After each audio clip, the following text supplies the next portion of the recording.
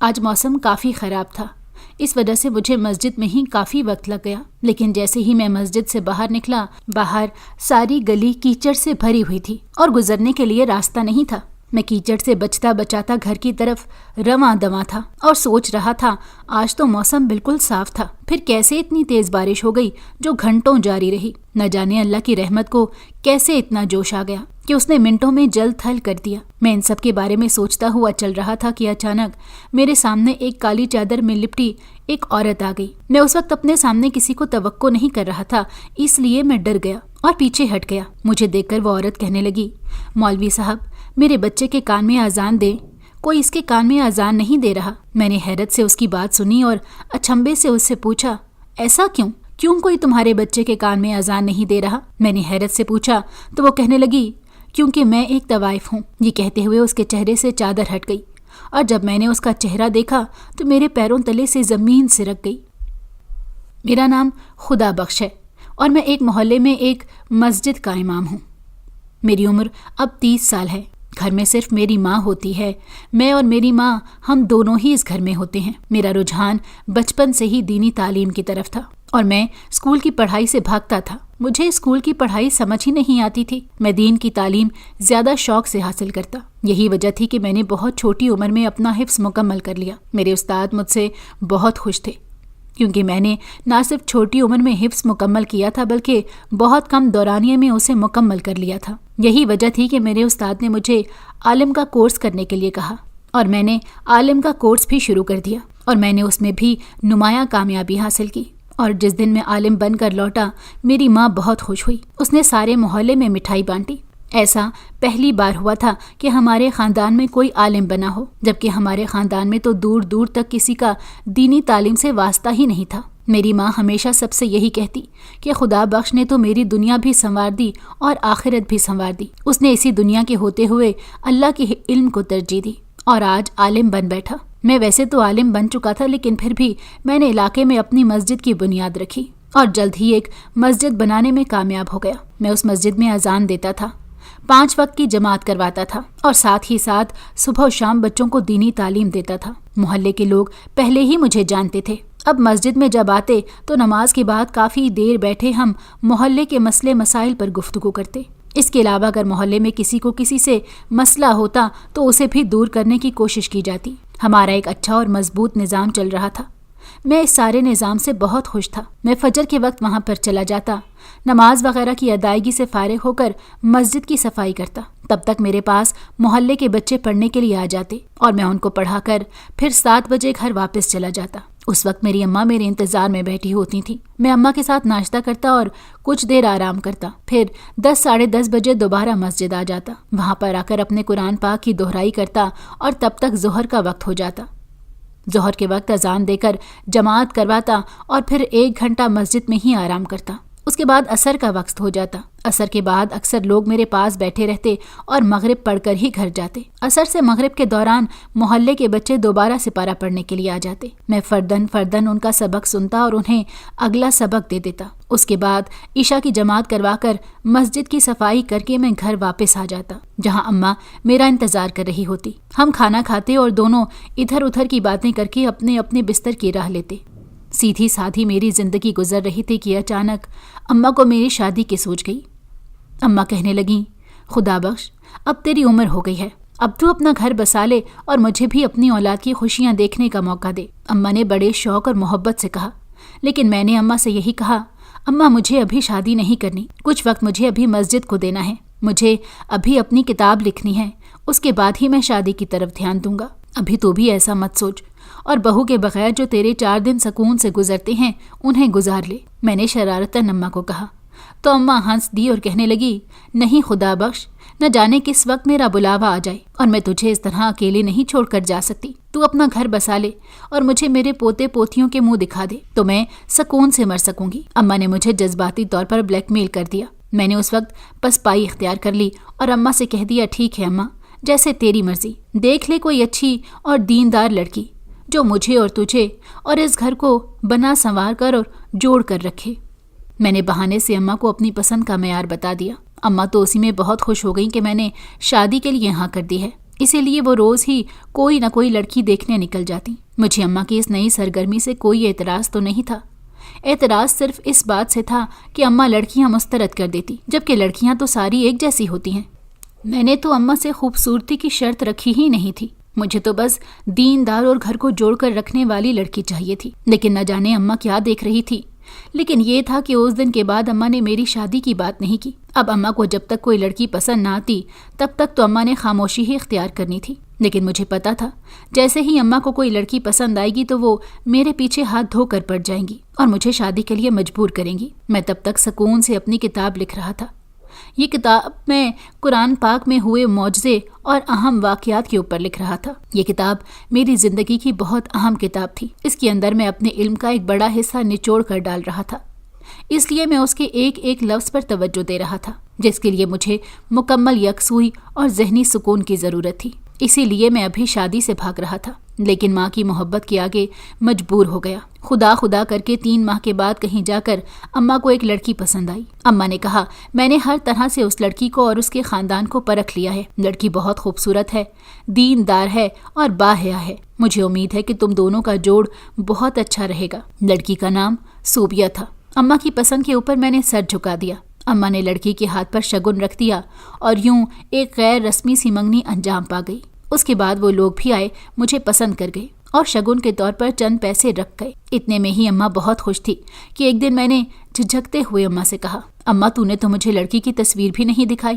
ایسا تھوڑی ہوتا ہے، شرع میں بھی اس چیز کا حکم ہے کہ لڑکا اور لڑکی شادی سے پہلے ایک بار مل کر اپنی زندگی کا فیصلہ کر سکتے ہیں، لیکن تو نے تو مجھے اس لڑکی کی تصویر تک نہیں دکھائی۔ تو اماں کہنے لگی، مجھے لگا کہ تو دیکھنا نہیں چاہے گا، اس لیے میں نے تجھ سے تصویر کی کوئی بات ہی نہیں کی۔ تصویر تو میرے پاس پڑی ہے، میں تجھے ابھی دکھا دیتی ہوں، اس میں ایسی کون سی بات ہے۔ اماں خوشی خوشی اندر سے جا کر تصویر نکال لائی، لیکن مجھے اماں کے سامنے جھجک محسوس ہو رہی تھی، اسی لیے میں نے تصویر پکڑی نہیں اور اماں سے کہا، اماں اندر میز پر رکھ دو، میں بعد میں دیکھ لوں گا۔ اماں نے بھی میری جھجک محسوس کر لی تھی، اسی لیے اس لڑکی کی تصویر کو اندر میز پر رکھ دیا۔ اب میرے دل میں بار بار اس لڑکی کا چہرہ بن رہا تھا، نہ جانے اس کا ناک کیسا ہوگا، آنکھیں کیسی ہوں گی، اس کا چہرہ کیسا ہوگا، میں یہی سوچ رہا تھا۔ جیسے ہی اماں اپنے کاموں میں مصروف ہوئیں، میں چپکے سے اٹھ گیا اور جا کر اس لڑکی کی تصویر کو دیکھا۔ دھڑکتے دل کے ساتھ کانپتے ہاتھوں سے میں نے جب اس تصویر کو پکڑا تو مجھے اندازہ نہیں تھا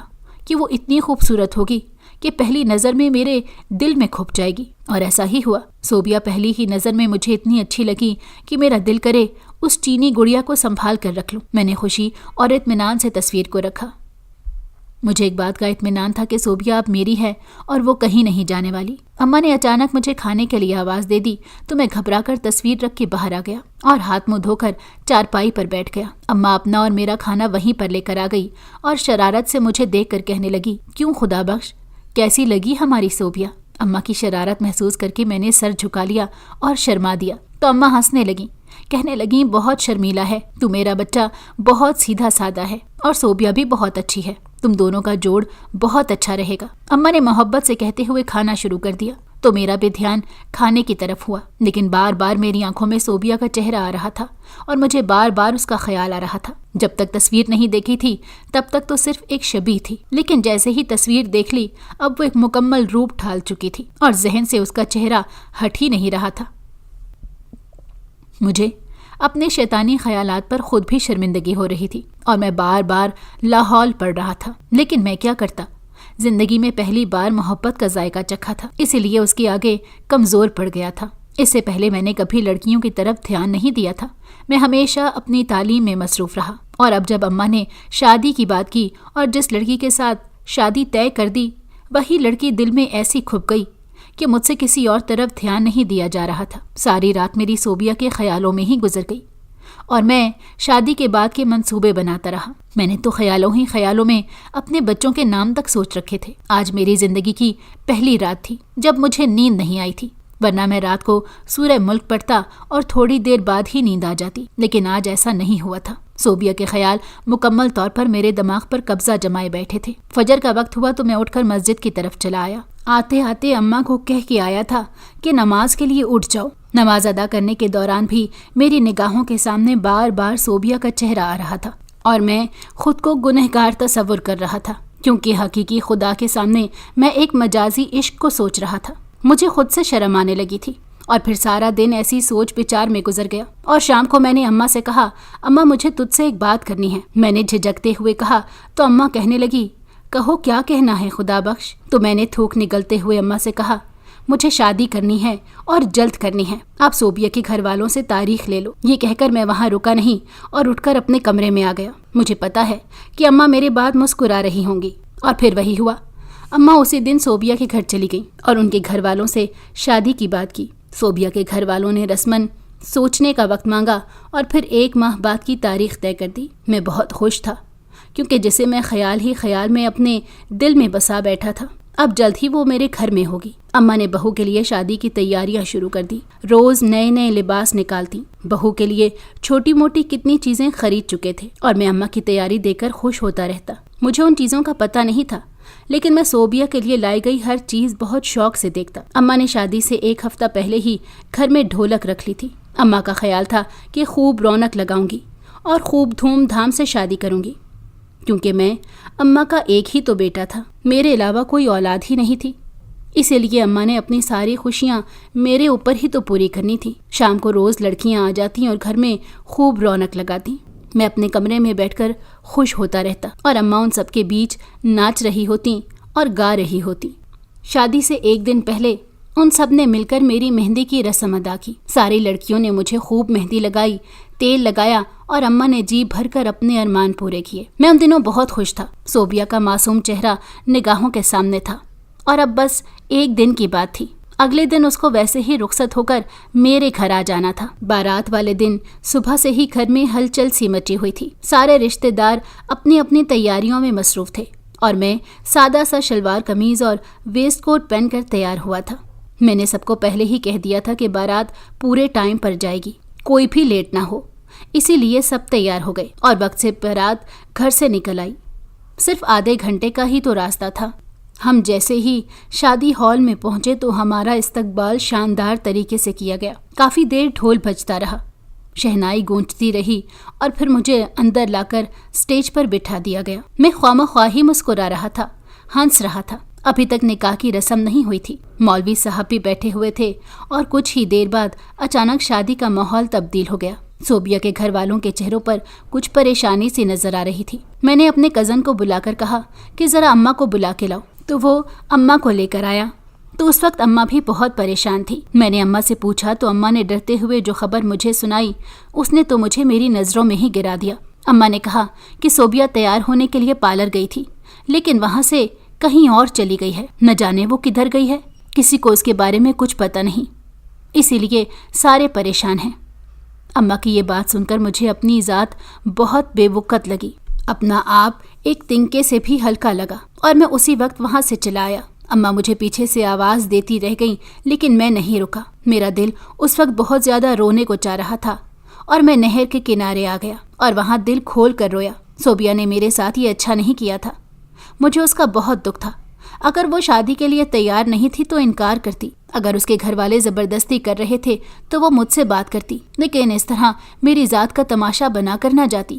مجھے اس بات سے بہت دکھ ہوا تھا اور میری ذات کا اعتماد جیسے ختم ہو کر رہ گیا تھا۔ میں اب بہت گمسم رہنے لگا تھا۔ جب سے میری شادی ٹوٹی تھی میں لوگوں سے ملنے سے گھبراتا تھا، مسجد میں بھی اب نہیں جاتا تھا، بلکہ میرا شاگرد ہی اذان دیتا اور جماعت کرواتا تھا۔ ماں مجھے حوصلہ دیتی، ہمت بندھاتی، لیکن میں نہیں بدلا۔ کتنے مہینے میں اسی طرح رہا۔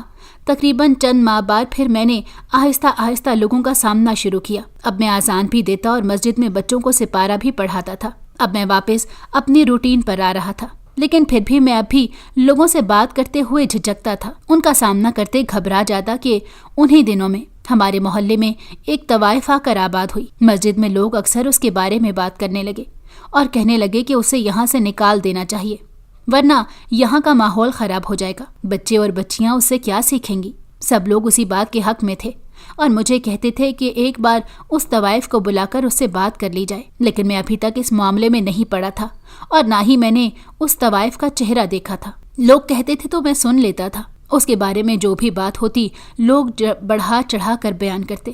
ابھی بھی آج کل یہ سننے میں آ رہا تھا کہ وہ طوائف حاملہ ہے، اور کسی کا ناجائز بچہ پیدا کر رہی ہے۔ اس بات کو لے کر محلے کے لوگوں میں بہت غم اور غصہ تھا۔ اسٹور والا اسے راشن نہیں دیتا تھا۔ محلے کے کسی گھر میں طوائف کو جانے کی اجازت نہیں تھی۔ وہ گلی میں نکل آتی تو لوگ منہ پھیر لیتے۔ الغرض لوگ اس سے شدید نفرت کرتے تھے۔ میں اس طوائف کے منہ نہیں لگنا چاہتا تھا، اسی لیے میں نے اس معاملے میں کوئی دلچسپی ظاہر نہیں کی۔ لوگ اپنے طور پر مجھ سے کہتے اور میں صرف سر ہلا دیتا۔ آج پھر روزانہ کی طرح معمول کا ایک دن تھا۔ میں عصر کے بعد مسجد سے گھر گیا ہی نہیں، یہیں پر بیٹھ کر بچوں کو پڑھاتا رہا، اور پھر مغرب کی نماز سے فارغ ہو کر ابھی بیٹھا ہی تھا کہ اچانک نہ جانے کہاں سے اتنے زوردار بادل گرجے کہ ہر طرف اندھیرا ہو گیا۔ بادلوں کی گھن گرج نے ایک خوفناک سما پیدا کر دیا تھا۔ میں اس وقت مسجد میں اکیلا تھا، رات کا وقت تھا اور بادلوں کی گھن گرج ایک خوف پیدا کر رہی تھی۔ اتنے میں عشاء کا وقت ہو گیا۔ میں نے عشاء کی اذان دی، لیکن شدید بارش کی وجہ سے کوئی بھی مسجد نہیں پہنچ سکا اور میں نے اکیلے نماز ادا کی۔ عشاء کی اذان کے کچھ دیر بعد بارش رک چکی تھی اور اب مطلع تقریباً صاف تھا۔ میں نے بھی مسجد کو تالا لگایا اور گھر کی طرف نکل پڑا۔ باہر گلی میں بہت زیادہ کیچڑ تھا، جگہ جگہ بارش کا پانی کھڑا تھا۔ میں ان سب سے بچتا بچاتا آگے چلتا آ رہا تھا۔ اس وقت علاقے کی لائٹ بھی بند تھی، چاند کی ہلکی ہلکی روشنی پھیلی ہوئی تھی۔ میں بہت آرام سے چلتا جا رہا تھا۔ سارے گھروں کے دروازے بند تھے، بارش کی وجہ سے کوئی بھی گلی میں نظر نہیں آ رہا تھا۔ میں گاڑی کا موڑ مڑنے لگا تو ایک دم سامنے ایک عورت آ گئی۔ میں ذرا گھبرا گیا تھا کیونکہ مجھے امید نہیں تھی کہ اس طرح اچانک میرے سامنے کوئی آ جائے گا۔ وہ عورت میرے قریب آ گئی اور مجھے کہنے لگی، مولوی صاحب، مجھے آپ سے مدد چاہیے۔ اس محلے میں کوئی بھی میری مدد نہیں کر رہا، خدارا آپ تو میری مدد کریں۔ اس نے بہت رقت آمیز لہجے میں کہا تو میں نے اس سے پوچھا، کیسی مدد؟ تم کون ہو؟ تمہیں کیسی مدد چاہیے؟ تو وہ کہنے لگی، کوئی بھی میرے بیٹے کے کان میں اذان نہیں دے رہا، لیکن خدارا آپ انکار مت کیجیے گا، میرے بیٹے کے کان میں اذان دے دیں۔ اس عورت نے بے بسی بھرے لہجے میں کہا تو میں نے اس سے پوچھا، تم کون ہو؟ میں نے پہلے کبھی تمہیں یہاں نہیں دیکھا۔ تو وہ کہنے لگی، میں وہی طوائف ہوں جسے سارا محلہ گالیاں نکالتا ہے اور برا بھلا کہتا ہے۔ یہ کہتے ہوئے اس کے چہرے سے ذرا سا نقاب ہٹ گیا اور میں اس کا چہرہ دیکھ کر حیرت سے شوق رہ گیا۔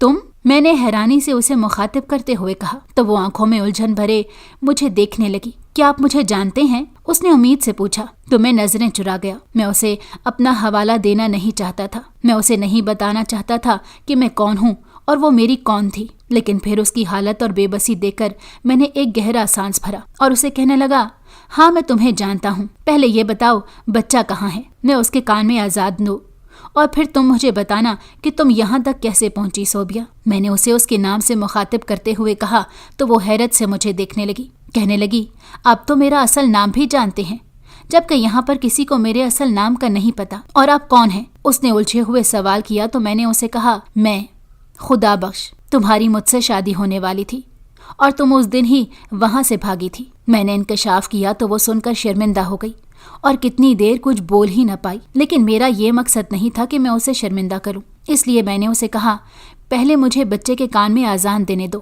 پھر تسلی سے بیٹھ کر مجھے بتانا تمہارے ساتھ کیا ہوا ہے اور تم یہاں تک کیسے پہنچی ہو۔ میں نے اس سے کہا اور اس کے ساتھ اس کے گھر کی طرف چل پڑا۔ اس کے گھر میں اس کی بے بسی نظر آ رہی تھی۔ اس کے پاس گنتی کی چند چیزیں تھیں، گزر بسر کرنے کے لیے صرف تھوڑا سا سامان تھا، لیکن شاید وہ اسی میں خوش تھی۔ گھر میں داخل ہوتے ہی اس نے چارپائی کی طرف اشارہ کر کے مجھے بیٹھنے کا کہا اور خود بچہ لے کر میرے قریب آ گئی۔ میں نے بچہ اس کے ہاتھوں سے لے کر بچے کے کان میں اذان دی۔ بچہ مجھے 1 ہفتے 10 دن کا لگ رہا تھا۔ جیسے ہی اذان دے کر فارغ ہوا تو وہ شرمندگی سے مجھے کہنے لگی، مجھے معاف کر دیں خدا بخش، میں نے آپ کے ساتھ بہت زیادتی کی۔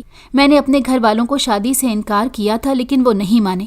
ان کا کہنا تھا کہ یہ رشتہ ہر لحاظ سے اچھا ہے، اس لیے انکار کرنے کا کوئی جواز نہیں بنتا، لیکن میری ایک غلطی تھی، میں ان کو اپنی پسند کے بارے میں نہیں بتا سکی، جس کی وجہ سے آج میں یہاں پر اس حال میں ہوں۔ اس نے شرمندگی سے کہتے ہوئے مجھے بتایا تو میں نے اس سے پوچھا، تم اگر شادی سے پہلے مجھے بتا دیتی تو میں تمہارا ساتھ دیتا، میں خود اس شادی سے انکار کر دیتا اور کبھی تمہارے اوپر کوئی الزام نہیں آنے دیتا، لیکن تم نے مجھے اس قابل نہیں سمجھا۔ میں نے یاسیت سے کہتے ہوئے اسے دیکھا تو وہ شرمندگی سے سر جھکا گئی اور پھر کہنے لگی، میں اپنے ہی محلے کے ایک لڑکے علی کو پسند کرتی تھی۔ علی بہت خوبصورت اور جوان مرد تھا۔ چھت پر ہی ایک دوسرے سے بات چیت کرتے ہوئے نہ جانے ہم محبت میں کب اتنا آگے آ گئے کہ ایک دوسرے کے ساتھ شادی کے خواب دیکھنے لگے۔ انہیں دنوں میں گھر میں میری شادی کی تیاریاں شروع ہو گئی۔ گھر والوں نے میرا رشتہ آپ کے ساتھ پکا کر دیا تھا، جبکہ مجھے آپ سے شادی نہیں کرنا تھی، مجھے تو علی کے ساتھ شادی کرنا تھی۔ میں نے گھر میں بہت انکار کیا، ہر طرح سے رسے توڑوائے، لیکن گھر والے نہیں مانے۔ ان کا کہنا تھا کہ جب کوئی انکار کی وجہ ہی نہیں تو ہم کیوں انکار کریں۔ یوں میں چپ ہو جاتی۔ میں نے علی کو بہت کہا کہ اپنے گھر والوں کو بھیجو، میں تمہارا ساتھ دوں گی اور اسی تاریخ پر ہم شادی کر لیں گے، لیکن اس کے گھر والے ابھی اس کی شادی ہی نہیں کرنا چاہتے تھے، کیونکہ اس سے پہلے اس کی 2 بڑی بہنیں بھی بیٹھی ہوئی تھیں۔ جب ان کی شادی ہوتی تب ہی علی کی باری آنی تھی۔ علی اس معاملے میں بے بس تھا، لیکن وہ مجھے بھی کھونا نہیں چاہتا تھا، اسی لیے اس نے میرے سامنے ایک آپشن رکھا، جس کے بارے میں نے پہلے تو انکار کر دیا، لیکن پھر جوں شادی کے دن قریب آتے جا رہے تھے میں اس کی بات سوچنے پر مجبور ہو گئی، اور شادی والے دن اس کی بات پر عمل کرتے ہوئے میں بھاگ گئی۔ میں اور علی بھاگ کر علی کے ایک دوست کے گھر گئے تھے، جہاں اس نے اگلے دن ہمارے نکاح کا بندوبست کر رکھا تھا۔ علی کے گھر والوں کو یہی پتا تھا کہ ہم دونوں شادی شدہ ہیں اور کسی دوسرے شہر سے آئے ہیں، اسی لیے ہمیں ایک ہی کمرہ سونے کے لیے دے دیا گیا۔ مجھے بہت گھبراہٹ ہو رہی تھی اور علی بھی تھوڑا غیر آرام دہ محسوس کر رہا تھا۔ ہم پہلے تو ایک دوسرے کے ساتھ باتیں کرتے رہے اور اپنے اپنے گھر والوں کی پریشانی کے بارے میں سوچ رہے تھے کہ نہ جانے ہمارے بھاگ کے آنے کے بعد انہوں نے کیا کیا ہوگا، لیکن پھر نہ جانے کیسے غیر محسوس انداز میں ہم ایک دوسرے کے اتنا قریب آ گئے کہ پھر الگ ہونا مشکل ہو گیا۔ اور یوں میں ان محبت کی لے میں بہہ گئی اور اپنا سب کچھ گنوا بیٹھی۔ اور جب مجھے اس بات کا احساس ہوا تو مجھے بہت شرمندگی تھی۔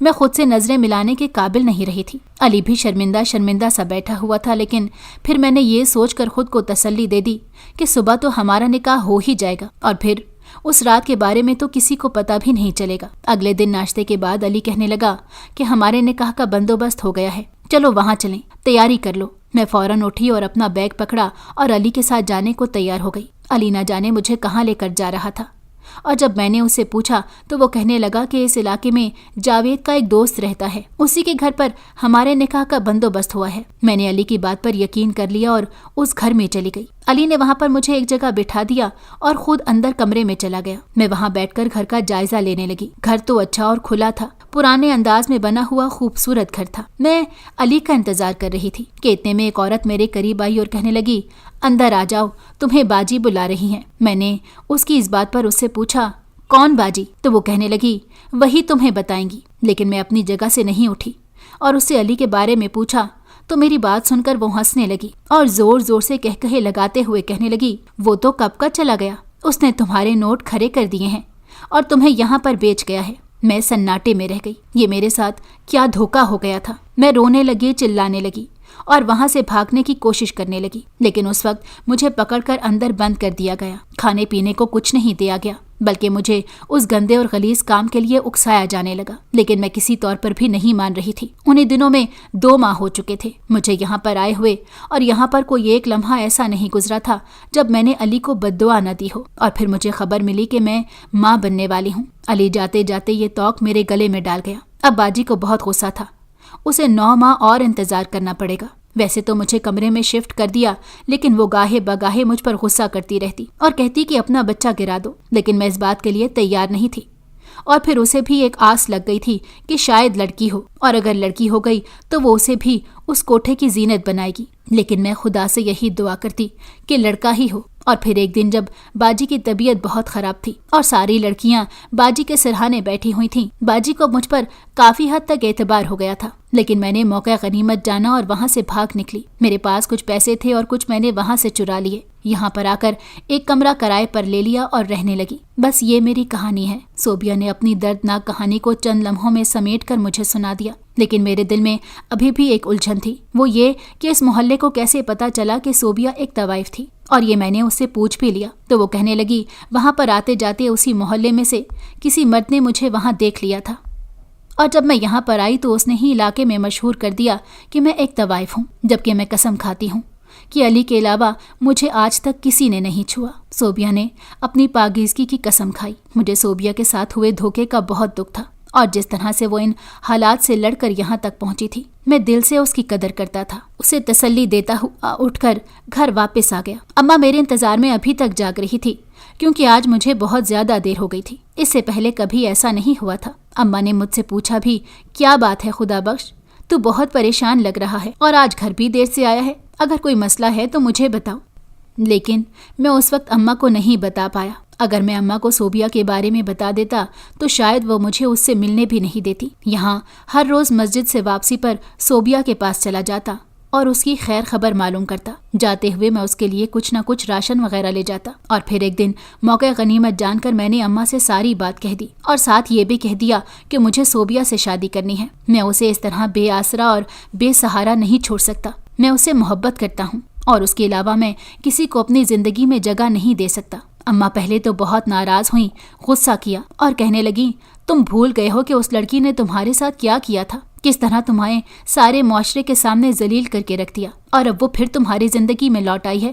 میں ایسا ہرگز نہیں ہونے دوں گی۔ اماں نے صاف صاف انکار کر دیا، لیکن میں اپنی بات پر ڈٹا رہا۔ اماں نے میرے لیے لڑکیاں دیکھنی شروع کی اور میں ہر لڑکی کے لیے انکار کر دیتا تھا۔ آخرکار 1 سال اور گزر گیا۔ صوبیہ کا بیٹا اب 1.25 سال کا ہو چکا تھا، اور پھر ایک دن میں نے اماں کے گھٹنوں میں بیٹھ کر اماں سے التجا کی اور کہا کہ میرا دل بسنے دے۔ جس دن سے صوبیہ گئی ہے میرا دل اجڑ کر رہ گیا ہے۔ میں دوبارہ اپنے دل کو آباد کرنا چاہتا ہوں، مجھے اتنا تو حق دے دے۔ میری بے بسی محسوس کر کے اماں نے حامی بھر لی، اور اگلے ہی دن صوبیہ کے ساتھ میرا نکاح سادگی سے پڑھا دیا گیا۔ صوبیہ وہ واحد لڑکی تھی جو پہلی ہی نظر میں میرے دل میں کھپ گئی تھی۔ میں زندگی بھر اسے بھول نہیں سکتا تھا۔